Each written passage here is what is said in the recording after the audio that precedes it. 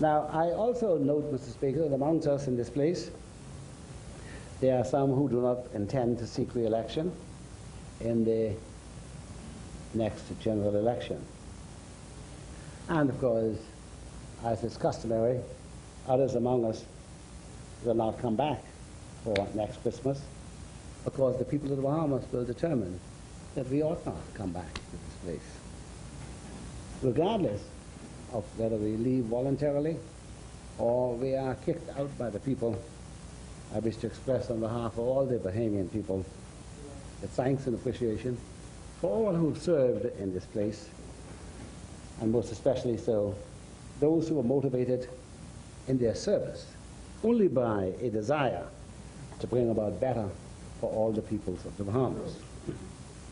You know, Mr. Speaker, I said to the Leader of the Opposition earlier in the smokers' room that it is a sad recognition that we have now moved to a place in the Bahamas when many who seek to offer themselves for election to Parliament are motivated by a desire to achieve personal success and not by a dedication to service to others.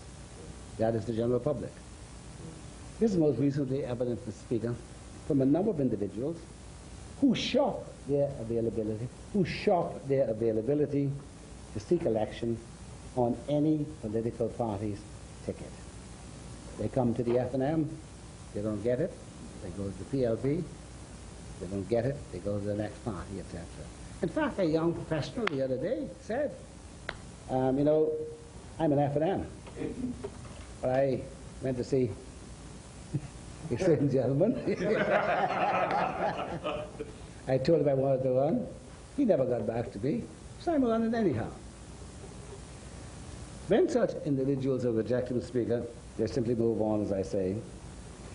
And such people, Mr. Speaker, can't be motivated by any core value system or commitment to a philosophy. And it is my hope, Mr. Speaker, that the Bahamas will develop more and more people who are grounded in core value and commitment. My hope is, Mr. Speaker, that those who seek public office will come to see election to Parliament as a duty and a responsibility to serve and not to gain a personal advantage. Conversely, individuals should come to accept that not being elected or re-elected to Parliament will not be a disadvantage, that they can expect to be treated fairly whether in or out of office. You know, Mr. Speaker, it is very important for a democracy to have as its underpinning that if you get elected and you are diselected or unelected, that you can live in the society as any ordinary person. You can live with rules that are clearly established, that you can be employed, that your children can have access to whatever the scholarships, whatever it is available in society, and that no one will be out to get you because you have served in politics. And it is my hope that we will move along that line in a more evident way.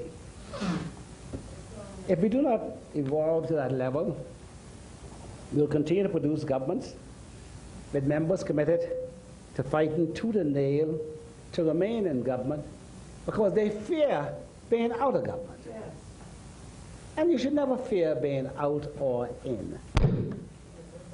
You ought to do the best you can while you are in, and when you are out, you ought to feel that you can live a normal life and be bound by the same rules you put in place while you were in. Don't complain about the rules that you put in place when they are applied against you. And at the same time, that members who are out, who've been in, don't have to fight tooth and nail to get back in because they seek personal favor and personal gain. I note that when my colleagues opposite,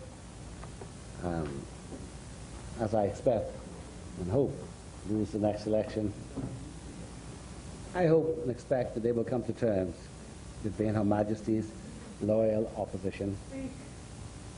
and not another term in office as they did this term, lambasting every initiative undertaken by my government. Notwithstanding, they've come to this place and overwhelmingly voted in support of those measures in virtually every bill. Yes. The people of the Bahamas ought to know that we can count on one hand the number of times that the opposition voted against the measure brought to this Parliament by the FNL.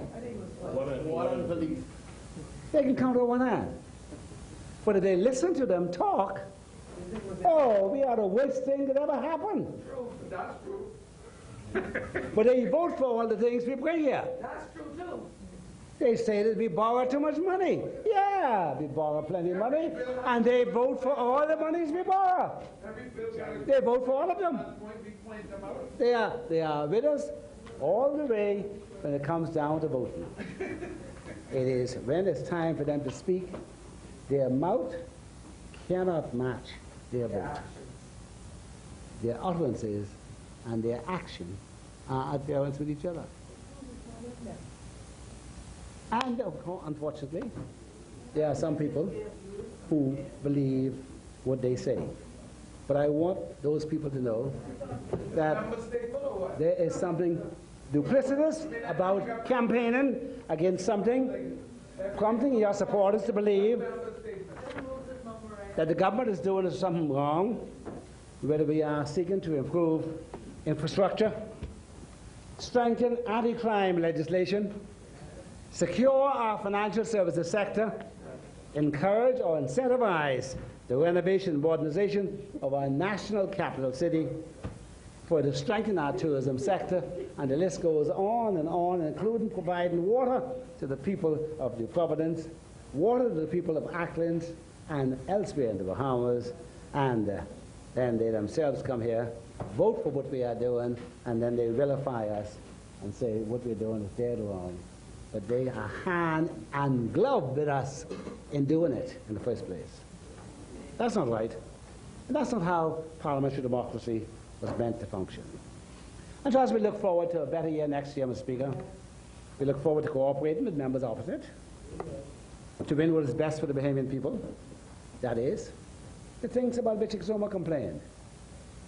A modern, functioning, efficient, responsive, and reliable public service.